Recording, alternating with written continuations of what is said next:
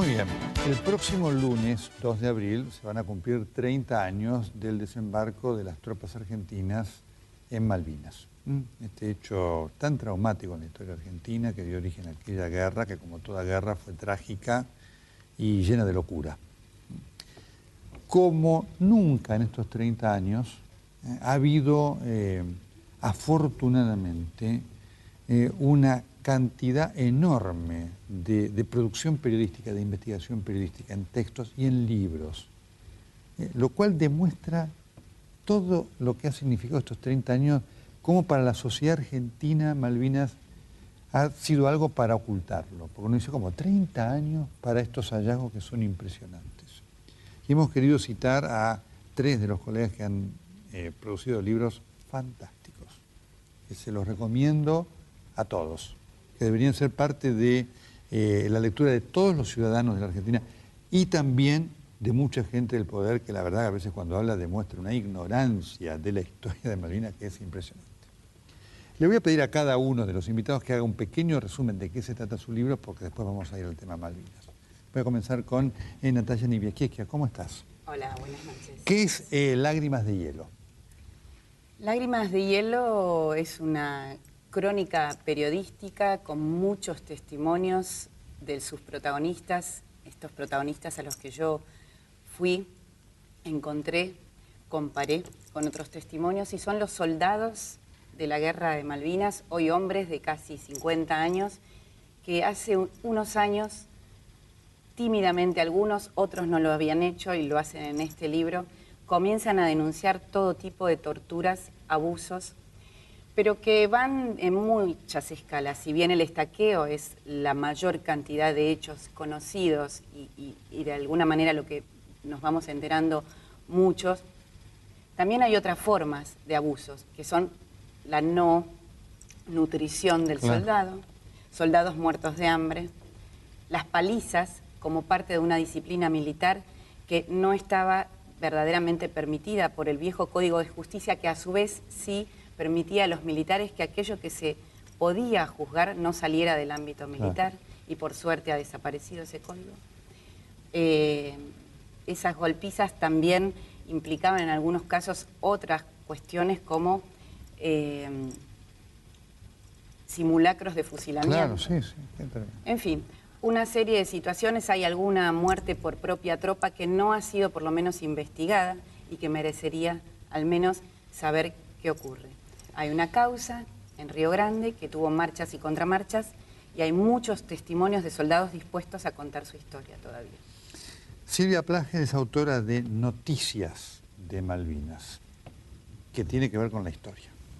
En realidad se llama Malvinas, la ilusión y la pérdida, pero también son noticias de Malvinas, porque aquí se cuenta la historia, la epopeya, en este libro que escribí en coautoría con Elsa Fraga Vidal, de Luis Bernet y su mujer María Sáez de Bernet. Olvidados. Olvidados, pero creo que es porque quisieron olvidarlo, porque él hizo 7 viajes.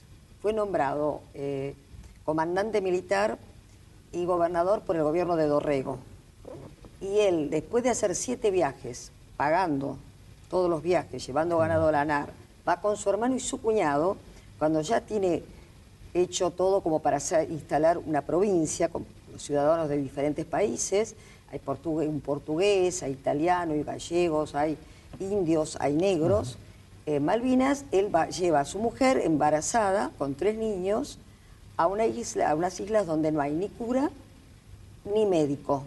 Ella va allí y ellos logran que se convierta en una provincia próspera porque hay un saladero, donde son unos gallegos que lo tienen, y empiezan a exportar pescado al Brasil. Ahora, ¿qué sucede? Cuentan, esa primera parte cuenta la historia de Malvinas desde Malvinas, transcurre de 1829 a 1831 en Malvinas. Nos enteramos qué se come, qué pasa, quiénes son los que visitan, pasa Darwin también por ahí, pero nos enteramos también, qué curioso que es Argentina, ¿por qué? Porque los franceses se la venden a España, nos independizamos, entonces no hay dudas, pero cuando Bernet, por orden del gobierno argentino, es ratificado por Lavalle y después por Rosas, pide que paguen el canon de pesca, que los norteamericanos y los ingleses le pagaban a Canadá por aquel entonces, se niegan. Cuando se niegan a pagar el canon de pesca, desde Buenos Aires le dicen, traigan, a mí me pareció ya loco eso, prisioneras a las goletas.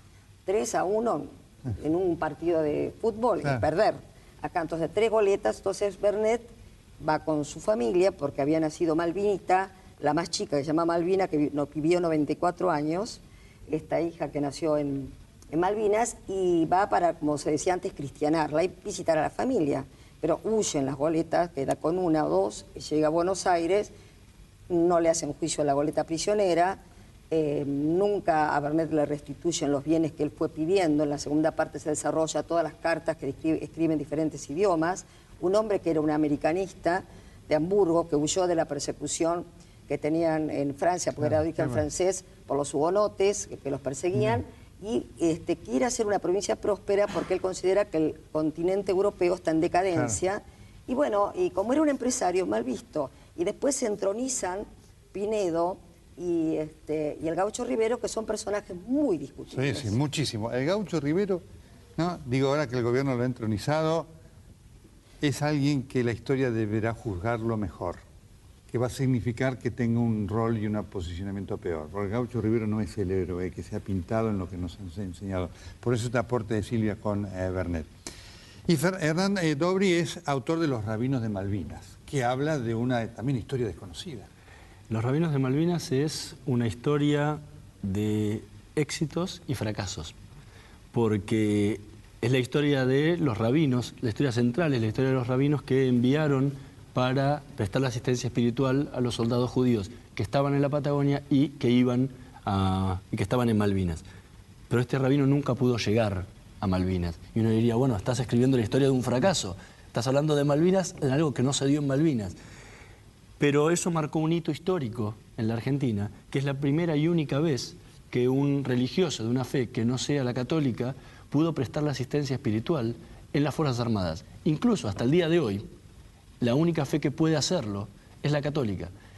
Y en la Guerra de Malvinas se dio esto. Durante un mes, 5 rabinos pudieron estar ahí. Y con la contradicción de que se daba esto en el marco de una guerra donde la mayoría de los soldados judíos vivían el antisemitismo y en el medio de una dictadura que estaba acusada internacionalmente por el antisemitismo que se vivía en los centros clandestinos de detención. En ese momento y con ese gobierno así, se da esto por primera y única vez. Y eso me pareció que era una historia que no merecía quedar en el olvido y que era una forma diferente de poder contar Malvinas desde otro lado, desde el lado más espiritual. Por supuesto.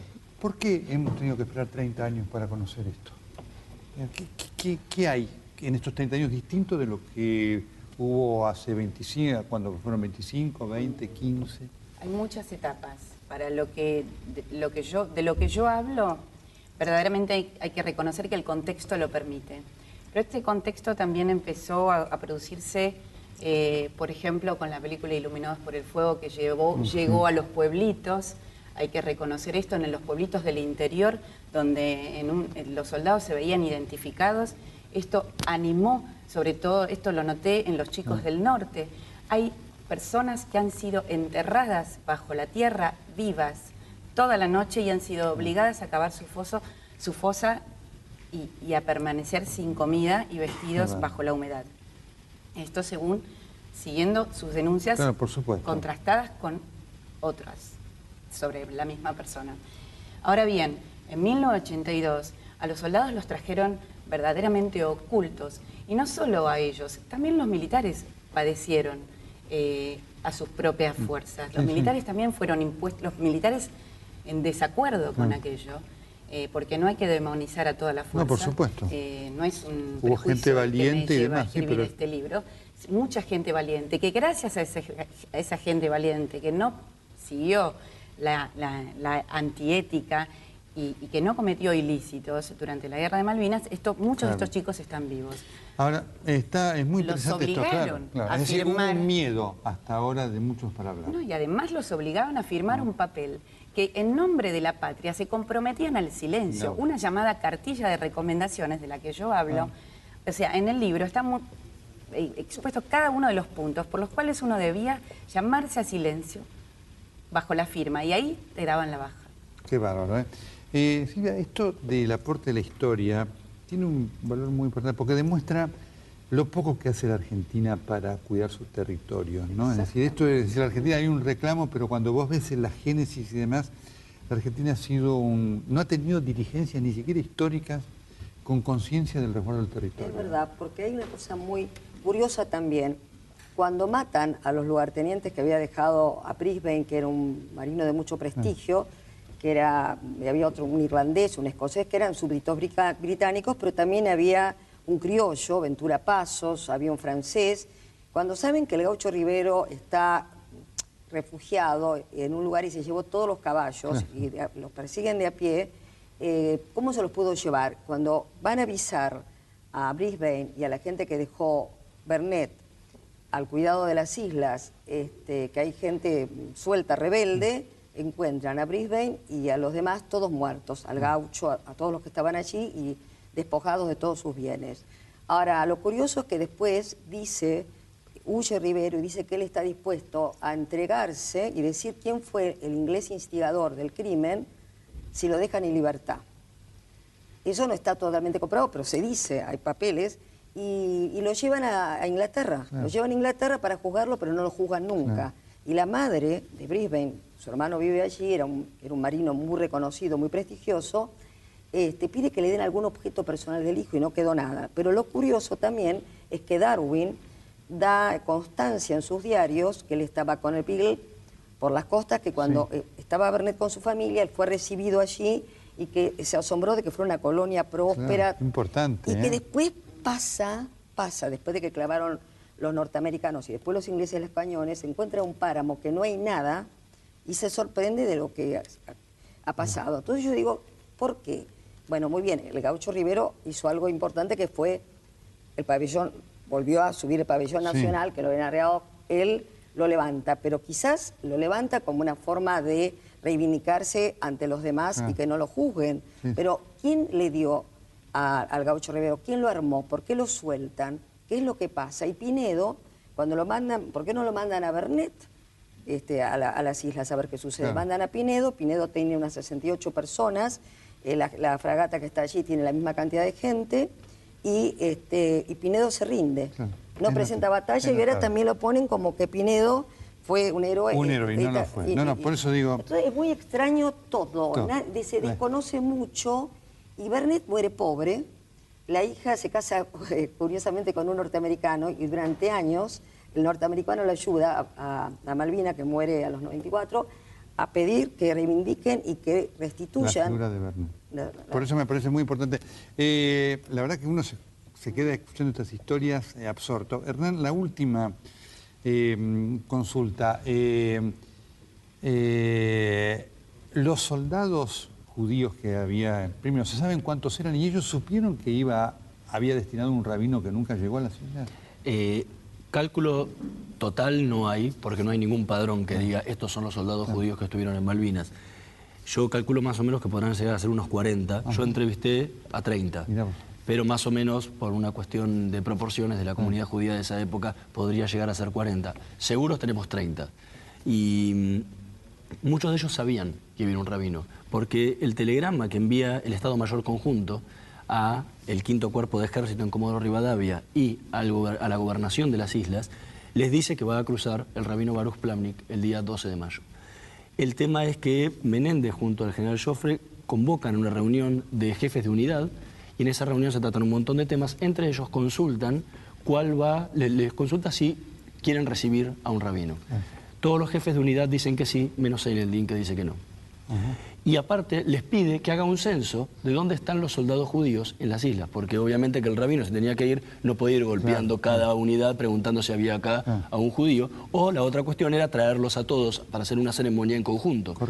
Entonces ese censo se hizo. Mismo yo accedí a una parte que era un jefe de unidad que en su libro guardó una copia del censo, no está al final donde están todos, y eso se hizo. O sea, en ese momento muchos de los jefes de unidad le comunicaron a los soldados que iba a venir un rabino a prestarles asistencia espiritual. Y lo esperaban con una ansiedad increíble.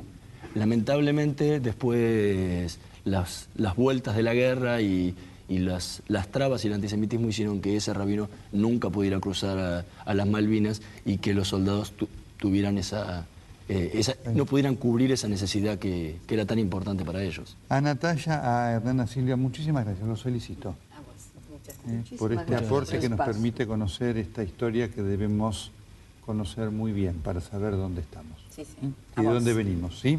Cómo no. Muchas gracias. Gracias.